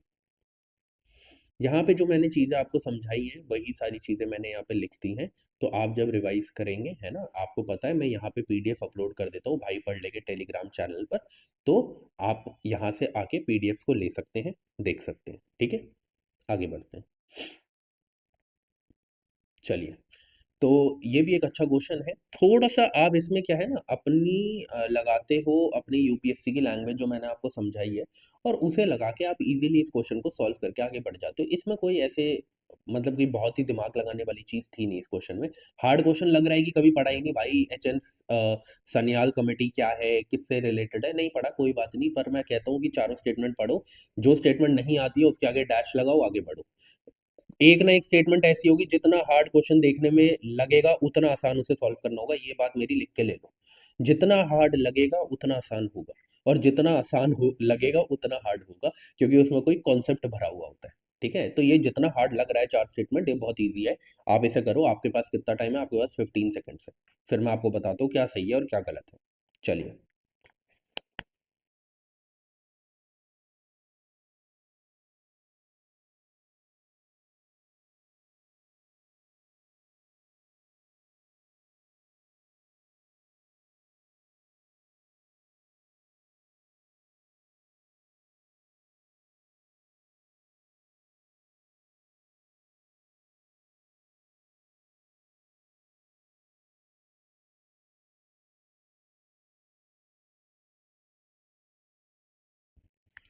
चलिए, अब देखो ज़रा। यहाँ पे लिखा था कि जो ये pursuant to the report of H N. Sanyal, इसके चलते कंटेम्प्ट ऑफ कोर्ट एक्ट 1971 को पास किया गया था। बिल्कुल वैसे तो सही बात है, बट मुझे पता है एग्जाम में कैसे पता होगा, नहीं पता होगा भाई, अब तो पढ़ लिया तो पता है। ठीक है? 61 में इसको लॉन्च किया गया था। 1963 में इन्होंने रिपोर्ट दी थी जिसमें बोला था इन्होंने कंटेम्प्ट ऑफ कोर्ट एक्ट आना चाहिए और 1971 में आ गया। ये तो नॉलेज है, बट इसको नहीं पता हो सकता आपको ये एग्जाम में, क्योंकि क्या है, क्योंकि मुश्किल है। बट ये क्वेश्चन क्यों पूछा? ये क्वेश्चन पूछा 1971, खुद सोचो। 71 से 81, 91, दिस 21, मतलब 21 में इसे एक पर्टिकुलर जो ईयर्स हैं वो पूरे हो गए थे, 50 ईयर्स जो हैं वो पूरे हो गए थे। ठीक है? तो अब आप मुझे एक बात बताओ कि क्यों इसके ऊपर क्वेश्चन नहीं पूछा जाएगा? तो मैं यही चीज़ें जो है ना आपको मैं ये चीज़ें करवाता हूँ करंट अफेयर्स के सेशन में, मैं इसलिए आपको बोल रहा हूँ आप उसे जाके लो। ठीक है? आप कहीं से भी पढ़ लो, मैं आपको मना नहीं कर रहा, आप दूसरी पब्लिकेशंस को या मंथली मैगज़ीन को मत पढ़ो। लेकिन जब आप इधर आके क्वेश्चंस करोगे तो आपको लेवल पता चल जाएगा। मैंने यूपीएससी के लेवल पे ही वो क्वेश्चंस बनाए हैं। बहुत ज़्यादा हार्ड नहीं बनाए, बहुत ज़्यादा मतलब कि बेकार नहीं बनाए। मैंने उसी लेवल पे बनाए हैं जिस लेवल पे यूपीएससी के क्वेश्चंस होते हैं। आप उन क्वेश्चंस को करो जाके, आपको पता चलेगा कि किस टाइप के क्वेश्चंस पूछे जाएँगे। ठीक है? चलिए, देखो प्लेलिस्ट है इसकी बनी हुई, आप उस पे जाके देख सकते हो। अब देखो ज़रा, यहाँ पर ये नहीं पता, छोड़ दो, आगे बढ़ो। द कॉन्स्टिट्यूशन ऑफ इंडिया, जब मुझे ये दिखता है मुझे समझ में आ जाता है कुछ ना कुछ घोटाला हो सकता है। अब इसके आगे के वर्ड्स चेक करने पड़ते हैं, जैसे कि the Constitution of India empowers. अरे यार, एम्पावर लिखा है, ये नहीं लिखा डिफाइन कर रहा है या उसमें ये चीज़ दी ही गई है। बस एम्पावर बोल दिया कि पावर दे रहा है। भाई वो पावर तो दे ही सकता है, इतना बड़ा कॉन्स्टिट्यूशन है, इतने सारे एक्ट्स हैं उसमें, सॉरी, इतने सारे आर्टिकल्स हैं उसमें, पावर की बात तो करी जाती है उसमें। ठीक है? तो अब मैं आगे पढ़ना पड़ेगा तभी कुछ समझ में आएगा कि empower the Supreme Court and High Court to punish for contempt of themselves. Contempt of court की बात कर रहे हैं। तो यार ये तो बात एकदम ठीक है कि एम्पावर तो किया हुआ है, पावर तो दी गई है। हाँ, जितना कंटेम्प्ट ऑफ कोर्ट का क्या होगा, क्या नहीं होगा, किसे हम कंटेम्प्ट ऑफ कोर्ट कहेंगे, ये सारी चीज़ें बिल्कुल कंटेम्प्ट ऑफ कोर्ट एक्ट में दी गई हैं। लेकिन एम्पावर तो कॉन्स्टिट्यूशन से ही हुआ है ना, तभी तो एक्ट बना है। तो ये बात तो एकदम ठीक है। इसलिए मैं कहता हूँ कि उन लोगों की बातों में बिल्कुल मत जाओ जो ये बोलते हैं कॉन्स्टिट्यूशन ऑफ इंडिया देखते ही काट दो। उसमें जब भी ये स्टेटमेंट आती है गलत होती है, यार ऐसा कभी मत करना। मैं आपको इस एक्सट्रीम सोच के साथ पेपर देने नहीं जा सकता, देने नहीं जाने दे सकता। क्यों? क्योंकि ये एक्सट्रीम सोच आपको कहीं नहीं लेके जाएगी, आपके क्वेश्चंस गलत ही कर पाएगी। आपको जब ऐसी चीज़ें दिखती है, आप अपने दिमाग में डालो कि यहाँ झोल हो सकता है, बट यार थोड़ा समझो स्टेटमेंट को। क्या यहाँ पे लिखा है, डिफाइन करा गया है? नहीं बोला गया। एम्पावर मतलब पावर दी गई है, और पावर तो बिल्कुल दी गई है बहुत सारे आर्टिकल्स के थ्रू सुप्रीम कोर्ट को और हाई कोर्ट को। उसमें से एक पावर ये भी है कि कंटेम्प्ट ऑफ कोर्ट को वो पनिश कर सकते हैं। बट इसके बारे में बाकी सब कुछ की डेफिनेशन क्या होगी, किसे हम कंटेम्प्ट ऑफ कोर्ट कहेंगे, किसे नहीं कहेंगे, वो कंटेम्प्ट ऑफ कोर्ट एक्ट 1971 में दिया है। जैसे कि थर्ड स्टेटमेंट है, the Constitution of India defines civil contempt and criminal contempt. नहीं भाई, कॉन्स्टिट्यूशन ऑफ इंडिया नहीं करता है ये तो कंटेम्प्ट ऑफ कोर्ट एक्ट 1971 है जो डिफाइन करता है कि सिविल कंटेम्प्ट और क्रिमिनल कंटेम्प्ट क्या होगा। समझे इस चीज को? तो ये डेफिनेशन हो गई, उसके बारे में प्रोविजंस हो गए, रूल्स हो गए, ये सारी चीजें कॉन्स्टिट्यूशन में नहीं दी होती है। कॉन्स्टिट्यूशन बस पावर प्रोवाइड करता है। ये डेफिनेशन हो गई, ये सारी चीजें हो गई, ये एक्ट में प्रोवाइडेड होती है, इसीलिए एक्ट्स बनाए जाते हैं। तो थर्ड स्टेटमेंट गलत होते ही थर्ड गलत, थर्ड गलत। अब मुझे पता है कि या तो 1 2 गलत होगा, या तो 1 2 और 4 गलत होगा। अब 1 2 और 4 ठीक होगा, ठीक है, तो चलो 2 पे तो पहुंच गया। तो मतलब मुझे समझ में आ गया कि दोनों में 1 1 है, तो मतलब फर्स्ट स्टेटमेंट तो ठीक हो गई इस हिसाब से। अब मुझे उसकी टेंशन लेने की जरूरत नहीं है, आगे बढ़ते हैं। In India the Parliament is vested with powers to make law on contempt of court. अब मुझे एक बात बताओ, यहाँ लिखा कंटेम्प्ट ऑफ कोर्ट एक्ट 1971 बना। एक्ट किसने बनाया होगा भाई साहब? पार्लियामेंट नहीं बनाया होगा। तो ऑब्वियसली है कि पार्लियामेंट के पास पावर होंगी तभी तो उन्होंने कंटेम्प्ट ऑफ कोर्ट के ऊपर लॉज बनाए हैं। तो ये तो बहुत ही सिंपल हो गया, एकदम लल्लू पंजू चीज हो गई है। तो समझे इस चीज को? तो 1 2 और 4 जो है वो एकदम करेक्ट है। और वैसे भी याद रखना, पार्लियामेंट के पास बहुत पावर है, वाइड पावर है। जब भी ये लिखा जाता है ना, पार्लियामेंट ये कर सकती है, वो कर सकती है, हमेशा समझ जाना सही है, क्योंकि पार्लियामेंट कुछ भी कर सकती है। जब पार्लियामेंट फंडामेंटल राइट्स तक को अमेंड कर सकती है, तो पार्लियामेंट कुछ भी कर सकती है। इस चीज को याद रखना, ठीक है? आगे बढ़ते। यहीं पे मैंने लिखा हुआ है, वही मैंने आपको जो अभी बताया था कि 61 में इसको बनाया गया था, 63 में इन्होंने रिपोर्ट सबमिट की थी, और 71 में एक्ट बन गया था। ठीक है? बट अब याद रखना कि हो सकता है पेयरिंग वाले क्वेश्चन में कभी आए तो ये पूछ लिया जाए, एच एन सान्याल कमेटी किससे रिलेटेड है? तो आपको पता होना चाहिए कि इन्होंने कंटेम्प्ट ऑफ कोर्ट लॉज बनाए थे। ठीक है? उससे रिलेटेड ये कमेटी है। बस इतना याद रखना, छोटी सी चीज। ठीक है? आगे बढ़ते हैं। ओके। अब एक बात बताओ, ये बार काउंसिल कहाँ पढ़ते हो आप यार? कॉन्स्टिट्यूशन में पढ़ते हो क्या? नहीं पढ़ सकते। करंट अफेयर्स में भी कहाँ करोगे? ये चीजें आप एप्टीट्यूड से कर सकते हो, क्योंकि इसमें भी एक ऐसी चीज बोली है जो कॉमन सेंस के एकदम विरुद्ध जा रही है। और उसी कॉमन सेंस के विरुद्ध जाकर हम इस स्टेटमेंट को सॉल्व कर देंगे, इस क्वेश्चन को सॉल्व कर देंगे, चाहे हमने कुछ पढ़ा भी नहीं है इससे रिलेटेड। ठीक है? तो आप उस कॉमन सेंस को लगाओ, और फिर हम इस क्वेश्चन को देखेंगे। You have 10 seconds. चलिए।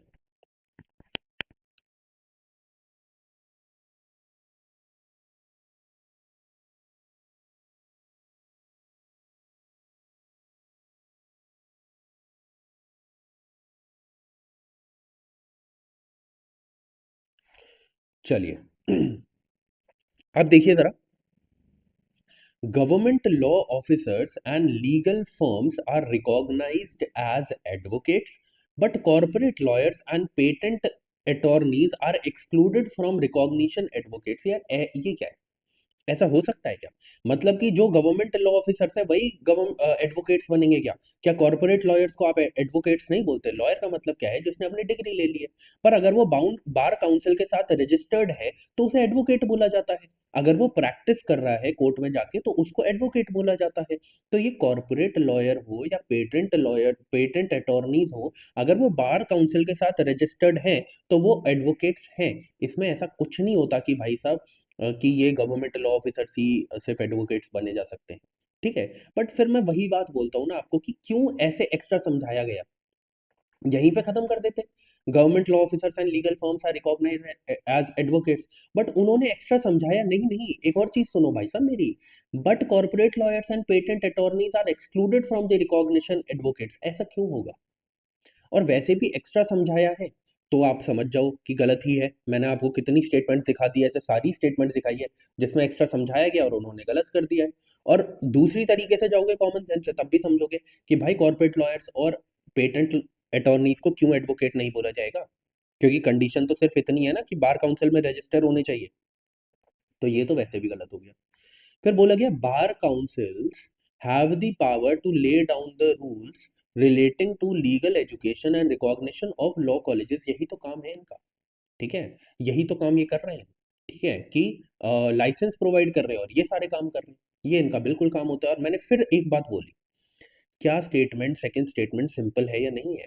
हैव द पावर, ये तो नहीं लिखा है own bar councils are the only one जिनके पास सिर्फ पावर है, ऐसा तो नहीं लिखा आर द ओनली वंस, लिखा have the power to lay down the rules, ये भी नहीं लिखा कौन से rules, relating to legal education and recognition of law colleges.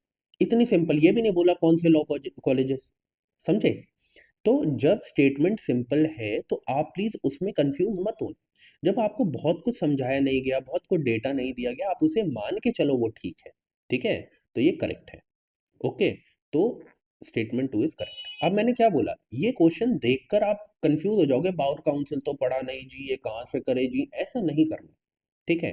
What you have to see is कि क्या मैं अपनी एप्टीट्यूड से इसे कर पा रहा हूँ, कॉमन सेंस से कर पा रहा हूँ या नहीं कर पा रहा, क्योंकि मैंने आपको बताया है जो क्वेश्चन हार्ड लगे वो हार्ड नहीं है, उसमें कोई ना कोई मतलब कि कुछ ना कुछ होगा, कोई ना कोई नैक होगा जिसे आप पकड़ लोगे 2 सेकंड में, ठीक है।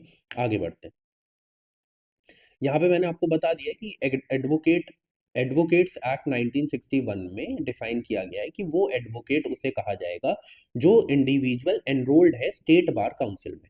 अब वो चाहे गवर्नमेंट का लॉ ऑफिसर हो, कॉर्पोरेट लॉयर हो, कोई पेटेंट अटॉर्नी हो, कोई भी हो, इट डजेंट मैटर।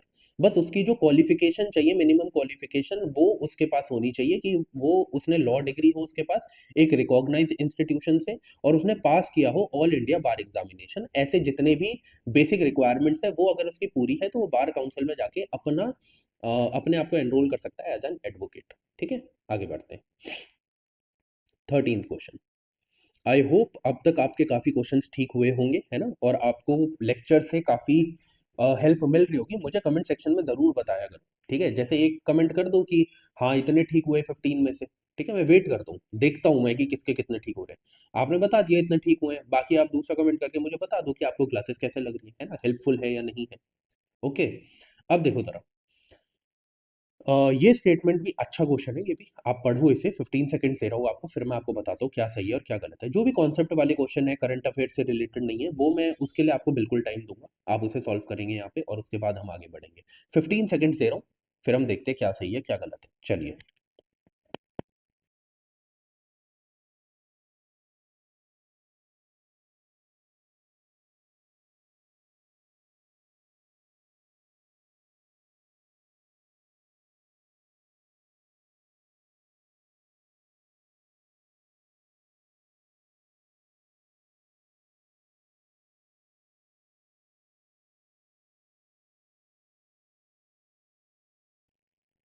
चलिए, अब क्या है ना, ये थोड़ा सा क्वेश्चन जो है आप नोटिस करेंगे कि जो यूपीएससी है, चाहे वो कोई भी एग्जाम ले रहा है, चाहे वो सीएपीएफ का एग्जाम ले, चाहे वो ईपीएफओ एग्जाम ले, चाहे वो सीडीएस एनडीए ले, चाहे वो ये यूपीएससी सिविल सर्विसेज का एग्जाम ले, उसका एक फेवरेट चीज है ना कि वो आपको मनी बिल और कॉन्स्टिट्यूशनल बिल के बीच में ना कंफ्यूज करने की कोशिश करता है।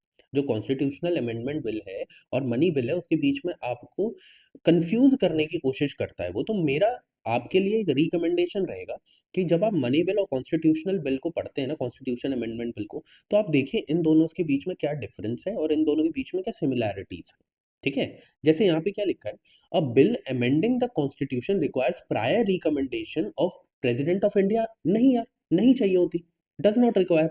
ये कंडीशन तो किसके लिए चाहिए, ये तो मनी बिल के लिए चाहिए। मनी बिल में प्रायर रिकमेंडेशन चाहिए होती है प्रेसिडेंट ऑफ इंडिया की। तो इन्होंने क्या किया, फिर कंफ्यूज किया आपको। तो ऐसी ये बात एकदम गलत है। ये जो रिकमेंडेशन चाहिए, प्रायर रिकमेंडेशन, ये चाहिए उनको मनी बिल के लिए, मनी बिल के लिए, इसके लिए नहीं चाहिए होती।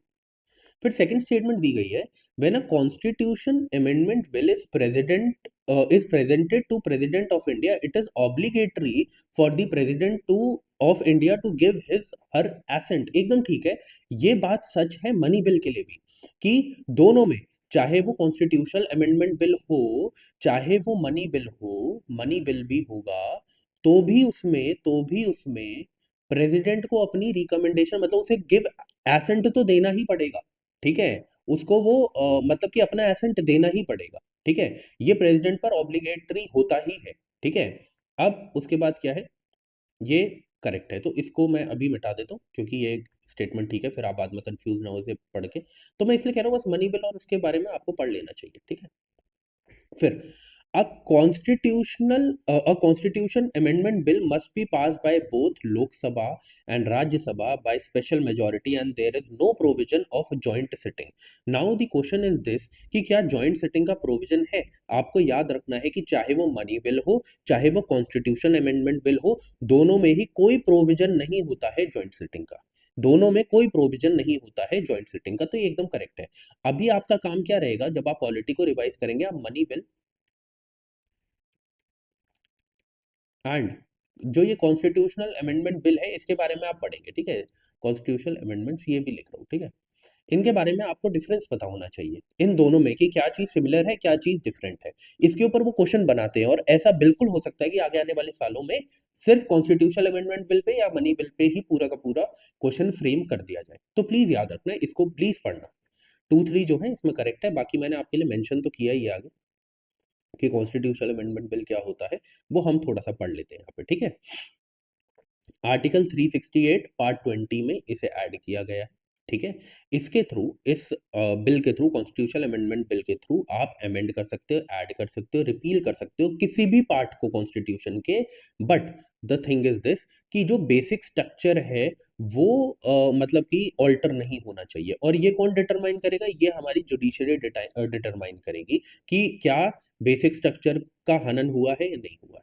ठीक है, खनन हुआ है या नहीं हुआ है, ये चीज़ आपको याद रखनी है। ठीक है, कि ऐसा तो नहीं है कि अमेंडमेंट के वजह से जो हमारा बेसिक स्ट्रक्चर है कॉन्स्टिट्यूशन का वो हार्म हो रहा। ठीक है, अब देखो जरा टाइप्स ऑफ अमेंडमेंट्स। देखो, कॉन्स्टिट्यूशनल अमेंडमेंट बिल भी ऐसा नहीं है कि सारे के सारे स्पेशल मेजोरिटी से ही होंगे। ठीक है, ये तीन तरीके से होते हैं।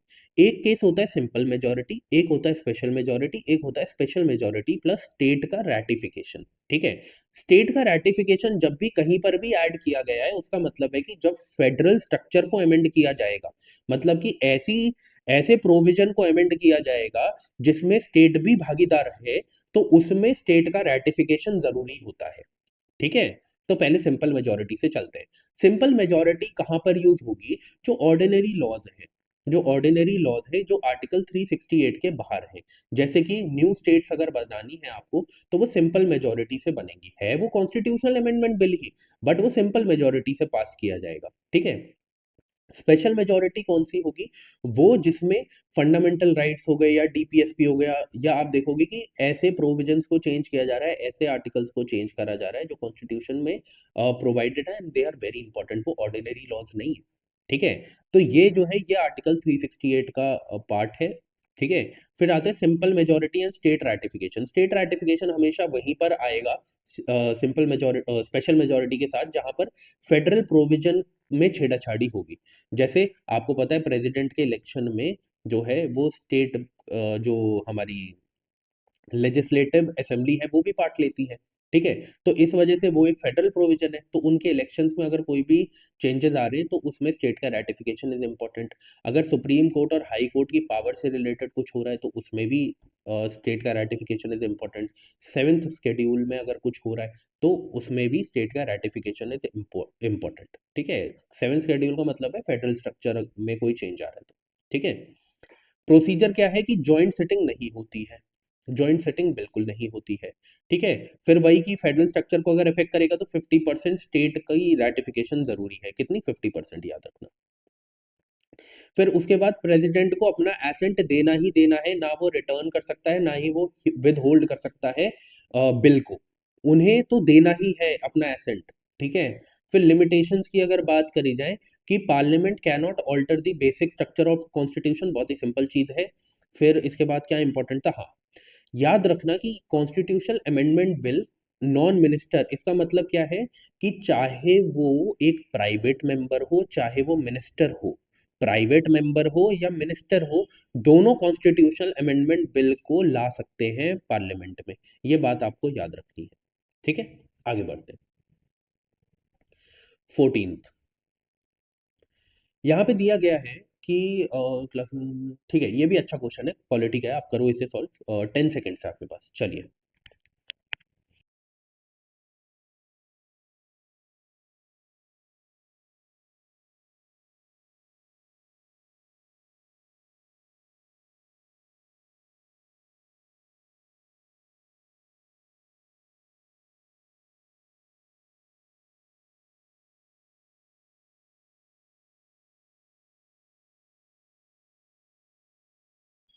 चलिए, अब देखिए ज़रा यहाँ पे क्या लिखा गया है, यहाँ पे ये लिखा गया है द कॉन्स्टिट्यूशन ऑफ इंडिया। अब मुझे दिख गया कॉन्स्टिट्यूशन ऑफ इंडिया, मतलब मुझे लग रहा है कि कुछ ना कुछ तो हो सकता है, बट फिर वही कहूँगा, बी वेरी शार्प। सी कि क्या लिखा गया है। The Constitution of India classifies, अरे यार क्लासिफाइज तो इनडायरेक्टली डिफाइन को ही अलग से लिख दिया, चेंज करके डिफाइन की जगह क्लासिफाई कर दिया है, तो कुछ ना कुछ तो झोल हो सकता है, अब तो मुझे यकीन हो रहा है। देखो, बोला गया है कि 4 रैंक, मुझे डेटा भी दे दिया साथ ही साथ, तो मैं तो वैसे ही कन्फ्यूज़ हो गया, ठीक है? कि cabinet minister, minister of state in independent with independent charge, minister of state and deputy minister, in ranks को क्लासिफाई करता है कॉन्स्टिट्यूशन ऑफ इंडिया, ऐसा कुछ भी नहीं है भाई, ये सिर्फ है। इसको कहीं पर भी कॉन्स्टिट्यूशन ऑफ इंडिया ने क्लासिफाई नहीं किया है।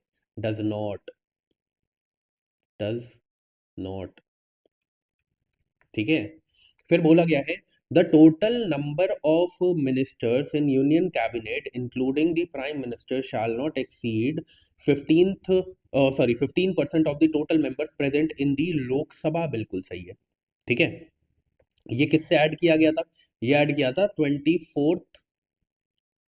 24th कॉन्स्टिट्यूशनल अमेंडमेंट एक्ट 1971 से ये ऐड किया गया था कि जो आपके जैसे टोटल नंबर ऑफ मिनिस्टर्स जो आपको देखने को मिलेंगे ना, जैसे आपको पता है कि मिनिस्ट्री दी जाती है, जितने भी लोग इलेक्ट होके लोकसभा में पहुंचे हैं उनमें से बहुत सारों को मिनिस्ट्री दी जाएगी, ठीक है? तो ये बोला गया है कि भाई ऐसा नहीं है कि आपने सबको ही मिनिस्टर बना दिया किसी किसी चीज़ का, नहीं। ये बोला गया 24th कॉन्स्टिट्यूशनल अमेंडमेंट एक्ट से कि सिर्फ 15% लोग ही, सिर्फ 15% लोग ही जो लोकसभा के हैं, याद रखना यहाँ पे वो आपको गलत करने के लिए पार्लियामेंट कर देंगे। आपको याद रखना पार्लियामेंट की बात नहीं चल रही, लोकसभा में जितने मेंबर्स है, टोटल मेंबरशिप जो है उसके 15% लोग ही सिर्फ मैक्स टू मैक्स मिनिस्टर्स बन सकते हैं। इस बात को याद रखना, करेक्ट है, स्टेटमेंट 2 इज करेक्ट। ओके, आगे बढ़ते हैं।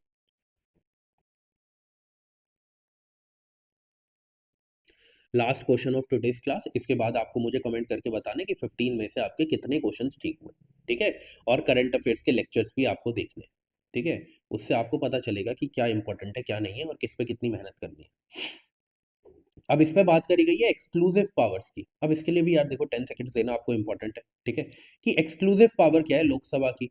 अब मैंने ना आपको बहुत पहले करवाया था, यही प्रीवियस ईयर के टाइम पर ही, प्रीवियस ईयर जब से हमारी क्लासेस स्टार्ट हुई है, कि एक्सक्लूसिव पावर लोकसभा की कौन सी है और राज्यसभा की कौन सी है, मैंने आपको दोनों करवाया है। अब आप देखोगी कुछ साल बाद फिर से क्वेश्चन पूछ लिया गया है यार। मैं बोल रहा हूँ चीजें रिपीट होती हैं चाहे चेंज होकर हो, लेकिन चीजें रिपीट होती है अगर आप ओवरऑल कीवर्ड को पकड़ लोगे।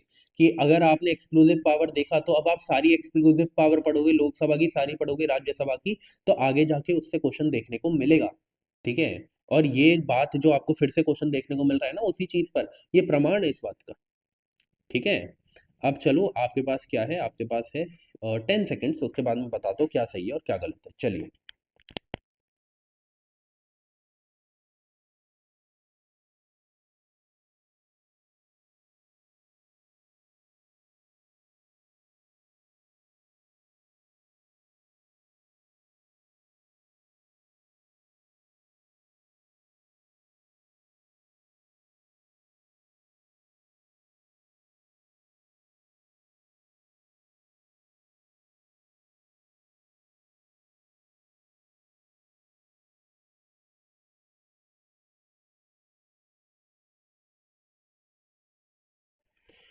चलिए, देखो, बोला गया है to ratify the declaration of emergency, नहीं है लोकसभा के पास, राज्यसभा के लोकसभा के बाद राज्यसभा में भी तो जाता है, वहां पे भी तो पास करना पड़ता है इस बिल को, तो ये तो बिल्कुल भी नहीं हो सकता। लोकसभा के पास एक्सक्लूसिव पावर उन्हीं चीज की होगी जिसका राइट सिर्फ लोकसभा के पास है। जैसे कि नो कॉन्फिडेंस मोशन को अगर आपको पास करना है तो नो कॉन्फिडेंस मोशन होता ही काउंसिल ऑफ मिनिस्टर्स के अगेंस्ट है, तो वो होगा कहाँ पे? वो होगा ही लोकसभा में, तो ये तो बात ठीक है।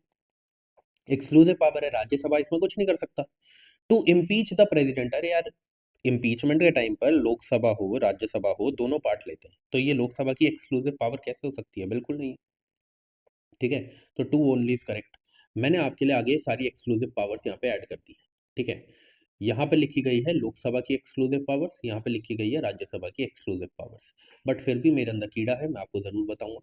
आर्टिकल नंबर 110 मतलब मनी बिल। मनी बिल से रिलेटेड जो है वो एक एक्सक्लूसिव पावर है किसके पास, और यही क्वेश्चन था जब प्रीवियस ईयर में पूछा गया था एक और बार पहले ही।